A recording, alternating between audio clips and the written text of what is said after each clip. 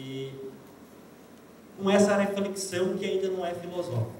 Então, as fontes de inspiração é o passado mítico e a atualidade política que implicavam um risco de deformação, segundo a Romina, e depois nas referências vocês vão poder acessar aí a autora.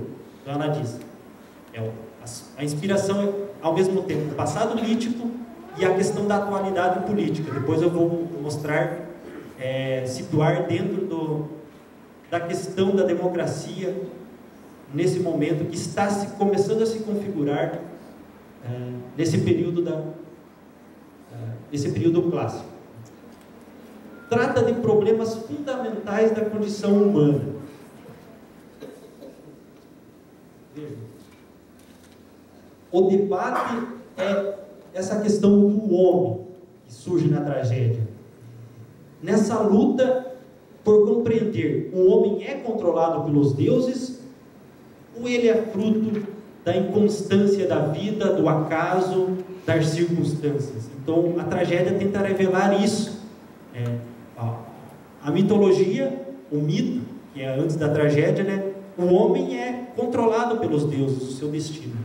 E a tragédia já tenta questionar isso. Será mesmo que o homem, a condição humana, o que é a condição do homem? Ele é controlado pelos mitos? Até onde vai esse destino do homem? Então isso que está à tona, né? Que é problematizado pela tragédia. E eu trago aqui uma passagem da tragédia do Édipo Rei, uma citação que é a última fala que é feita na tragédia. Então a tragédia do Édipo Rei era feita em forma de diálogos, né? E a última fala é do Corifeu. Quem que é o Corifeu? O Corifeu era um dos representantes do coro.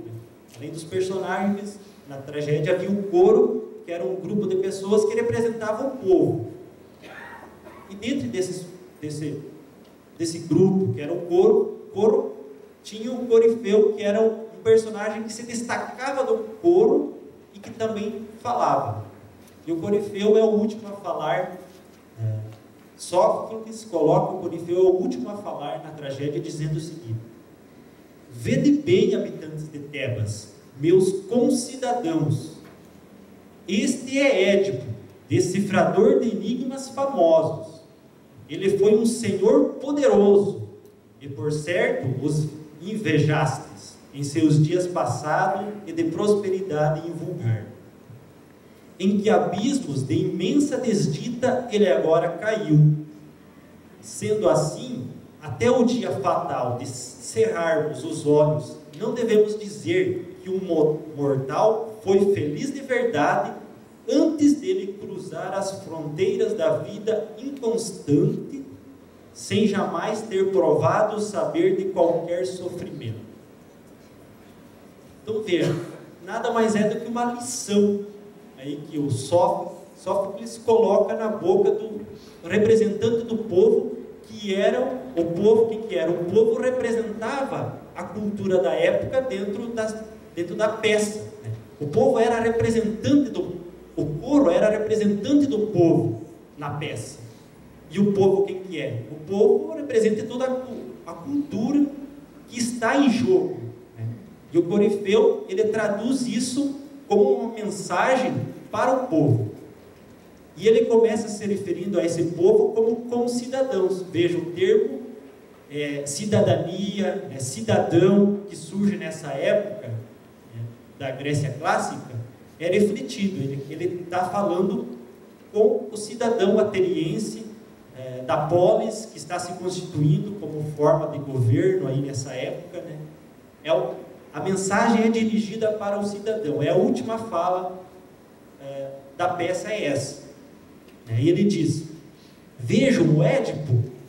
Quem foi ele? Foi um grande decifrador de enigmas, famoso, né? Então era o Édipo, era o cara, o personagem que é referência, exemplo para as pessoas. E o que foi a sua desgraça? Vejam no que ele caiu. Caiu numa imensa desdita, num destino sem sorte. Sem sorte, poderíamos traduzir, né? não coloca a culpa no Édipo. Fala que ele foi um cara sem sorte, mas não diz que ele foi culpado. O mito em nenhum momento diz que Édipo foi culpado do que ele fez, e por isso essa questão da culpa é problematizado pelos autores. E a teoria do Freud, ela se baseia em toda essa questão de que a tragédia tem uma culpa por detrás disso, mas a mensagem final não é essa. Édipo foi fruto de uma má sorte.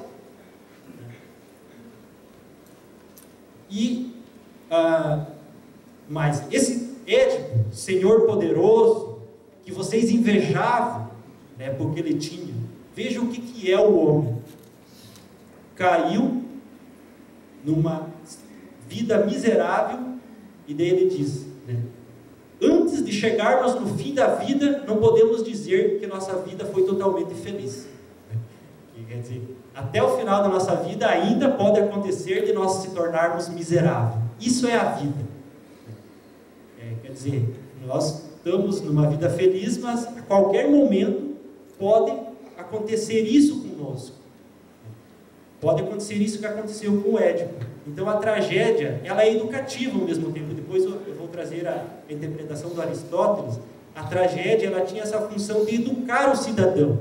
Está se dirigindo ao cidadão. E era uma forma educativa da época de dizer, e de revelar essa condição humana que a tragédia problematiza. De que o homem é isso, é fruto de uma inconstância da vida. Ao mesmo tempo que podemos estar no auge da nossa felicidade, podemos a qualquer momento estar numa situação de infelicidade, como a do Édipo, e ele coloca que foi uma má sorte, não por ele ter sido fruto de uma punição dos deuses. Ainda para compreender a tragédia,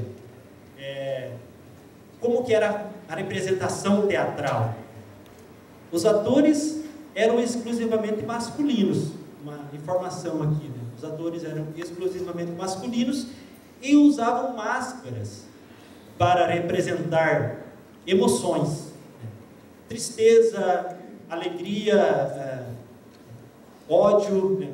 Todos os sentimentos eram representados por máscaras, e até mesmo para representar as mulheres, já que só os homens poderiam serem atores, então usavam máscaras quando quem eles estavam representando era uma mulher. Então aí uma informação importante do modo como se realizavam as tragédias.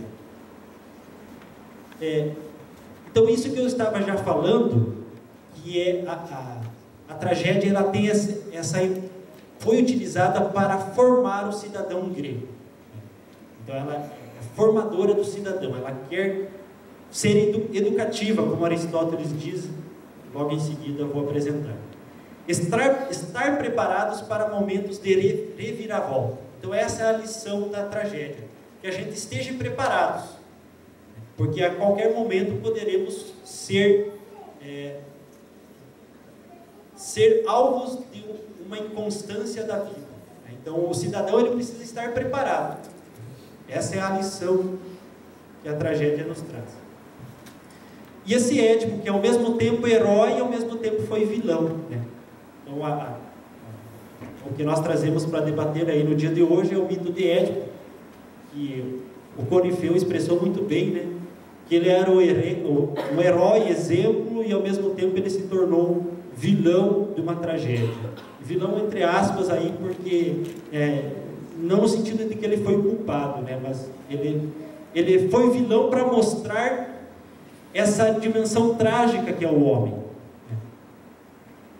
E o Corifeu, em outro momento, ele vai dizer: Édipo, como eu não queria ter te conhecido. O Sófocles diz no momento da passagem do texto aí: como eu queria não ter te conhecido, Édipo. Quer dizer, a tragédia revela essa dimensão do ser humano, e que a tragédia quer colocar. O ser humano é isso, né? Pode estar no auge e pode cair ao mesmo tempo. Ensina o caminho para a virtude em um período de transição. Veja, no século V nós estamos num período aí de transição, que é tentar se deslocar do mito e a passagem para a filosofia. Então, um momento conflituoso, que a tragédia tenta transição. Por quê? Porque estão surgindo as cidades-estados, está surgindo essa ideia de democracia, da participação do cidadão, né? Então, é um momento de constituir um cidadão virtuoso, que precisa buscar como ideal. Então, a tragédia, ela quer trazer essa lição. E daí o Vernant, ele traz, no seu texto, Mito e Tragédia, na Grécia Antiga, esses três aspectos que uma tragédia tem. Ela é, ao mesmo tempo, um gênero trágico, porque ela usa dessa dramaticidade, né, para mostrar a história. Então, por isso que Sófocles, ele chega no final da tragédia e utiliza esses elementos punitivos, do que Jocasta se enforca e o Édipo se cega. São elementos dramáticos que Sófocles introduz na tragédia para mostrar esse gênero trágico. Mas veja, depois eu vou falar também sobre isso, mas eu quero aproveitar a oportunidade para dizer, é um gênero trágico, e o sentido das punições tem que ser compreendido nesse gênero. O mito de Édipo já existia, já fazia parte da mitologia, era um mito que já existia, já fazia parte da cultura, o povo já conhecia. O que Sófocles fez? Ele traz o mito dentro de um gênero trágico. Então, as punições que Jocasta e Édipo sofrem tem que ser compreendido nessa dimensão estética, que é o gênero trágico. Por quê? Porque os outros mitos, inclusive de Homero, que também fala sobre o mito de Édipo, não aparecem essas punições. Na versão de Homero, Édipo mora no seu trono, em Tebas. Então, o mito de Édipo, na versão de Sófocles, essas punições querem trazer esse sentido do gênero que é a tragédia, um gênero dramático, que precisa desses exemplos dramáticos, porque a tragédia é esse estilo estético de gênero dramático. É uma representação trágica, né? Porque você está representando um modelo de representação trágica, e ao mesmo tempo está falando de um homem trágico que sofre dessa condição humana de tragédia, que pode vir ao homem acontecer essa questão da inconstância da vida.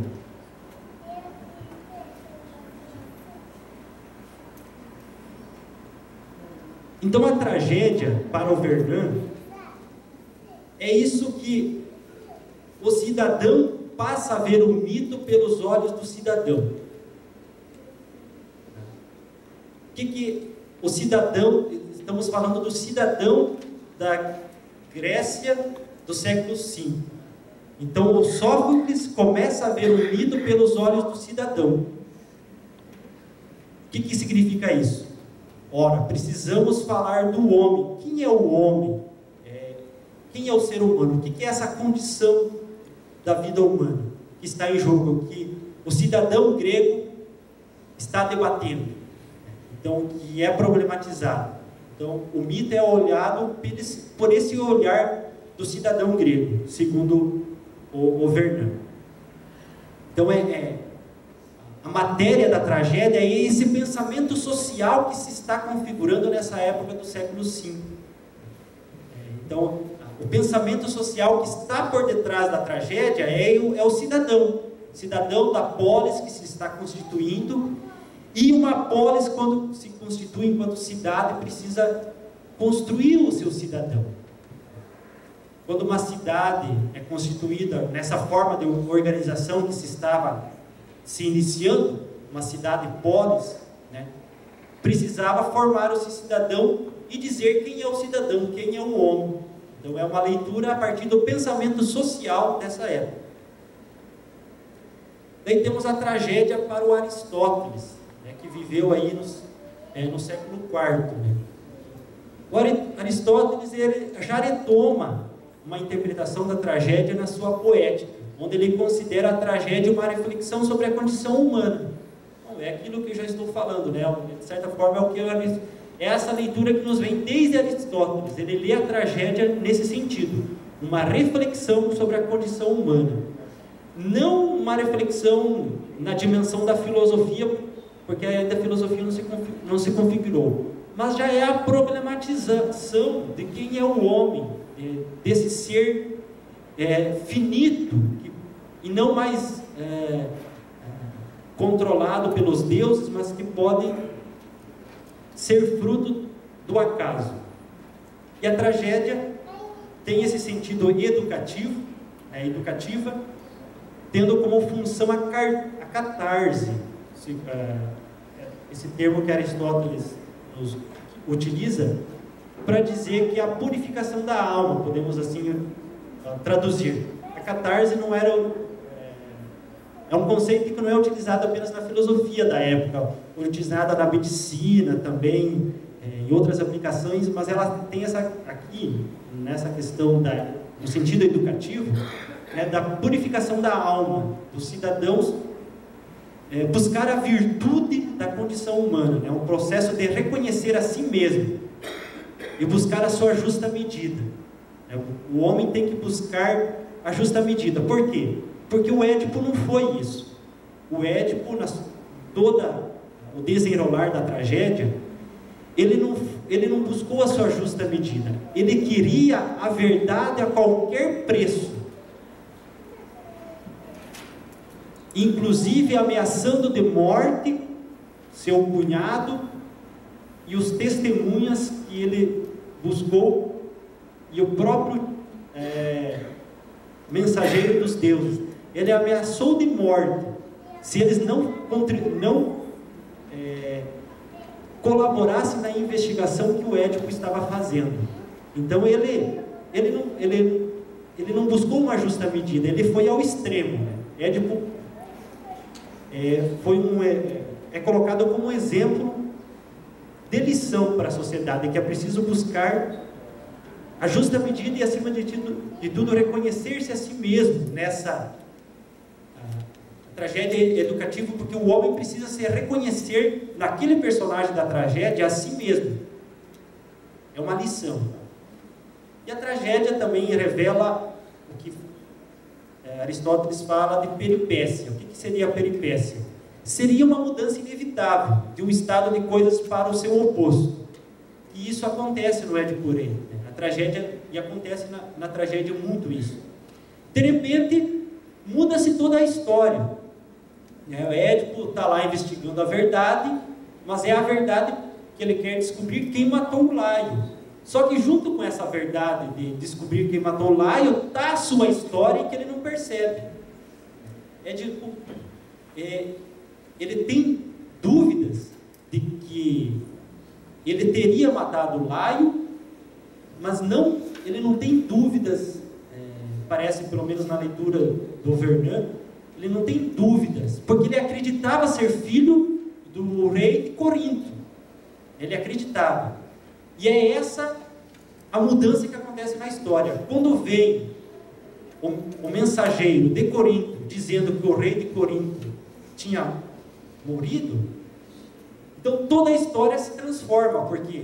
Porque Édipo agora descobre pelo mensageiro que ele também não é filho de Corinto, e se ele do rei de Corinto, e que ele então levanta a hipótese de que então ele pode ser filho também de Laio e de ter morto Laio, e que ele também faz essa investigação. Então é toda uma investigação e uma mudança que acontece na história com a introdução de um personagem que é o mensageiro de Corinto, né? Então a peripécia seria essa transformação que acontece na peça. Então o Aristóteles, ele disse que a tragédia ela tem dois elementos aí essenciais.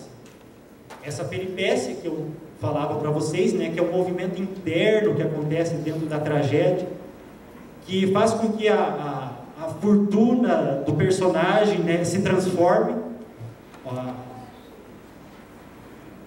os potentes se tornam miseráveis.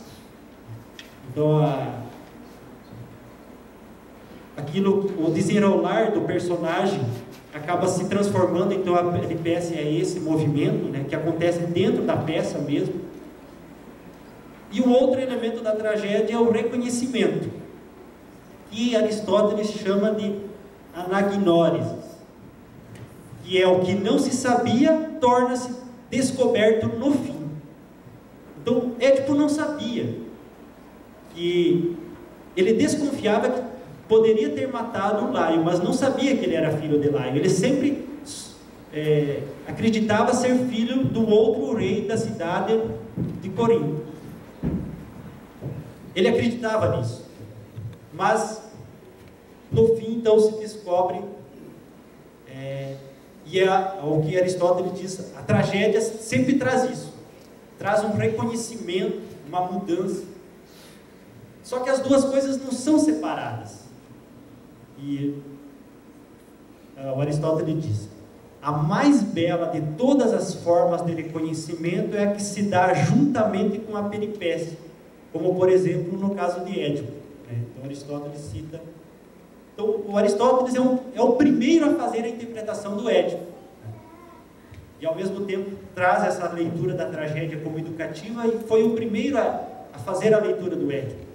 E ele diz: ao mesmo tempo que uma verdade vem à tona, um reconhecimento de algo que não se sabia vem à tona, esse reconhecimento também traz uma mudança, que é a peripécia, que é a transformação de algo no seu oposto, né?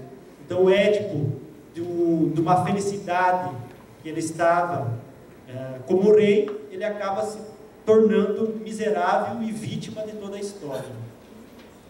Então Aristóteles fala lá nesse sentido. E uma outra interpretação da tragédia é a do Nietzsche, já bem recentemente, século XIX.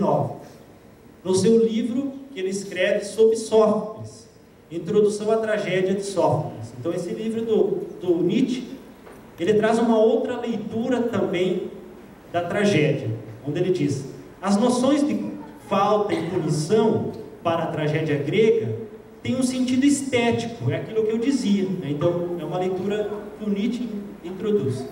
Para a tragédia moderna, um ponto de vista moral e jurídico.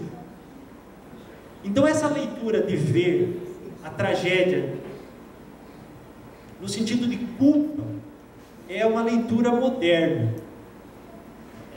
A tragédia grega tem esse sentido estético. No sentido moral, porque a modernidade quer constituir um homem justo, moderado, né? Então é esse sentido moral que é resgatado na tragédia. E no sentido jurídico, a peça ela se desenrola numa encenação como um tribunal de júri, onde o espectador que está assistindo essa peça, ele é chamado a aceitar essa punição. Então a leitura moderna do Édipo Rei, a gente olha o Édipo Rei e diz: bem feito, ele tinha que ser cegado mesmo e ser exilado, né? Essa é uma interpretação moderna que vê a leitura do Édipo como a pessoa que está assistindo e diz: ele tinha que ser punido mesmo, né? E a leitura jurídica e moral da nossa avaliação de que isso deveria ter acontecido. Mas para Nietzsche, isso tem todo um sentido na modernidade, que Nietzsche critica da moral moderna, que escraviza o sujeito, né, que quer constituir um sujeito moral. Então a leitura do Nietzsche, ele faz essa leitura da tragédia fazendo esse paralelo, né? Eu preciso olhar a tragédia grega com um sentido estético, como um gênero, mas não a leitura moderna que é feita por muitos autores com esse peso da moral e do sentido jurídico. Por quê? E daí Nietzsche cita, e o próprio Sócrates cita, né? Na sua terceira tragédia, que é o Édipo em Colono, são três, né? Então é Édipo Rei, Antígona e Édipo em Colono. Édipo em Colona é a segunda no desenrolar da história, mas foi a última a ser escrita por Sófocles. Então, por isso eu chamei de terceiro, porque foi a última a ser escrita. Mas no desenrolar da história, Édipo Rei, acontece a história, o julgamento, a descoberta da verdade, depois é exilado, que é o Édipo em Colono, e depois a Antígona. Mas foi a última peça que Sófocles escreveu, que foi apresentada por um descendente seu, não foi apresentada por Sófocles, apenas ele escreveu. Daí Nietzsche diz o seguinte, a desgraça é uma idealização da infelicidade, não é punição. Engraçado isso que o Nietzsche fala, que a punição não é o fato do Édipo se cegar e a Jocasta se enforcar, mas principalmente o Édipo se cegar, não foi punição. E isso só o Édipo mesmo vai declarar nesse texto, que ele não tem culpa nenhuma e que ele foi injustiçado pelo destino, né? Pela uma má sorte que aconteceu. E vejam o que acontece, não é o nosso debate aqui, o Édipo em Colono, mas acontece o seguinte: Édipo, então ele é exilado de Tebas, vai para Colono, né? Quando ele está lá em Colono, o seu cunhado Crionte manda uma das filhas de Édipo chamar Édipo de volta, para que ele volte para Tebas, e ao morrer em Tebas, seja feito um túmulo nas fronteiras da entrada de Tebas, para que ele seja guardião de Tebas. Édipo se torna exemplo para Sófocles. O Édipo ele se torna exemplo, porque ele diz, o seu cunhado chama que é o rei de Tebas. Então, quando Édipo foi exilado, ele manda a filha de Édipo buscar o pai de volta para que ele mora em Tebas, seja feito um túmulo e ele se torne santo, consagrado, exemplo para as pessoas, e proteja a cidade de Tebas, acima de tudo. Então Édipo passa a ser um exemplo do que aconteceu com ele, um exemplo da condição humana que para o cidadão grego, mas não de culpa e de punição. E o Nietzsche também retoma essa ideia.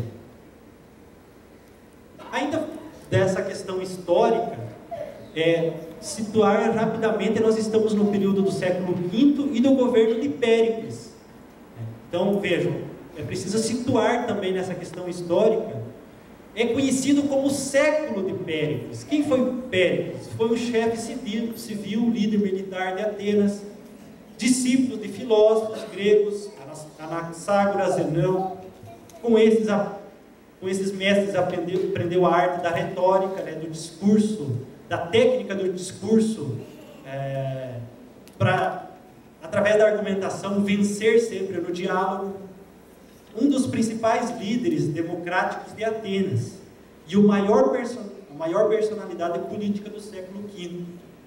Fortaleceu a democracia e foi um dos responsáveis pelo crescimento econômico, político e militar da cidade.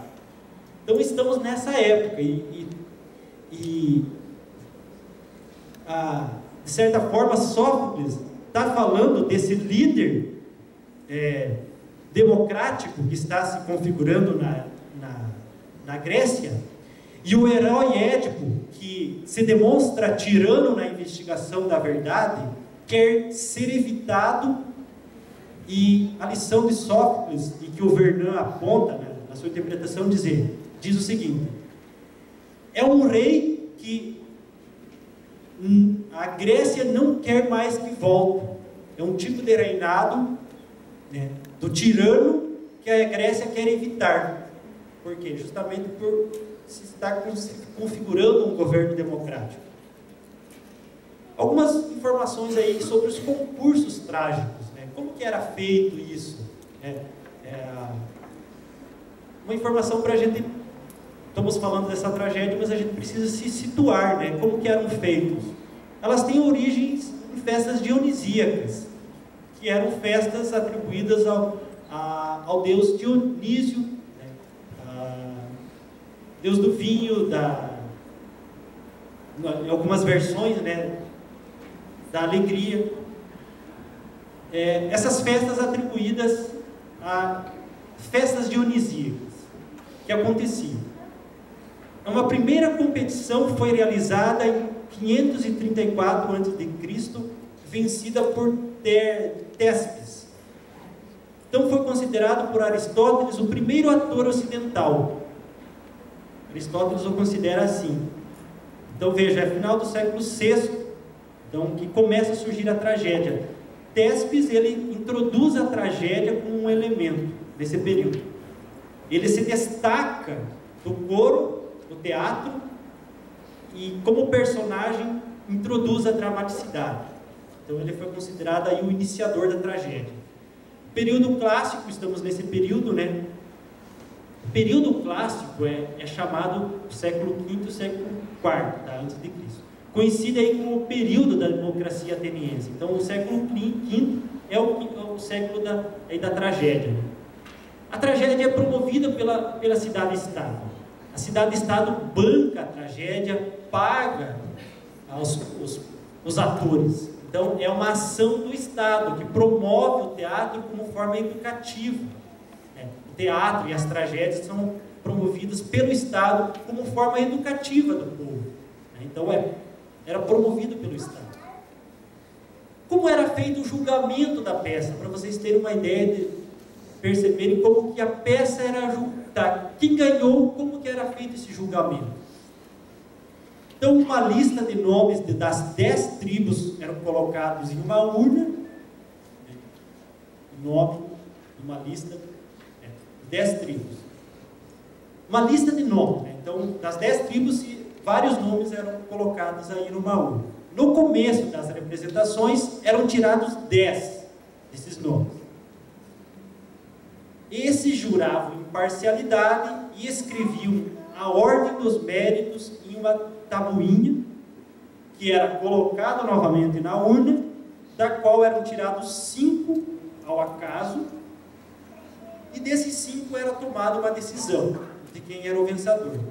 Então vejam, era uma avaliação bem imparcial, né? E de certa forma, o próprio julgamento da peça já reflete um pouco a mentalidade da época de buscar uma justa medida na própria avaliação das coisas. Então a avaliação da peça também teria que ser uma avaliação imparcial, porque nessa época também se está configurando o direito. Os princípios jurídicos estão se configurando nessa época do século V. E no próprio julgamento da peça já reflete isso, um julgamento de imparcialidade, onde era escolhido ao acaso. Várias pessoas eram escolhidas, depois 10 faziam o julgamento, e desses 10 eram escolhidos ao acaso 5, e daí tomava a decisão. Vejam que a escolha era bem imparcial.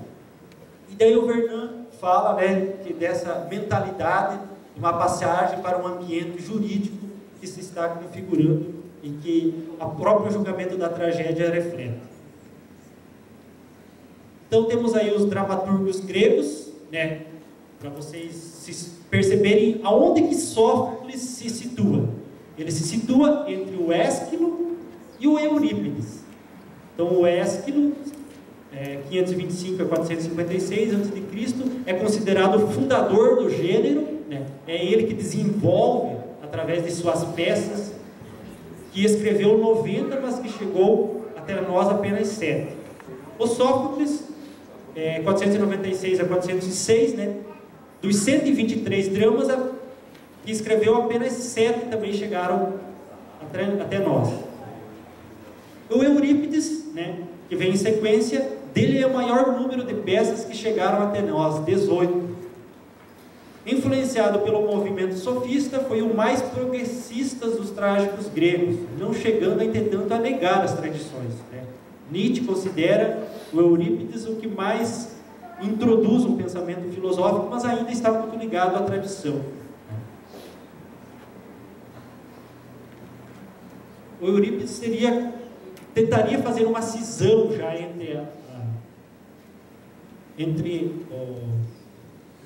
a tragédia, uma cisão entre a tragédia e o início da filosofia, mas ainda ele retoma muito sobre ele ainda está muito ligado à tragédia. Então, pessoal, agora depois a gente vai entrar propriamente no Sófocles. Até agora a gente viu um pouco da história, né?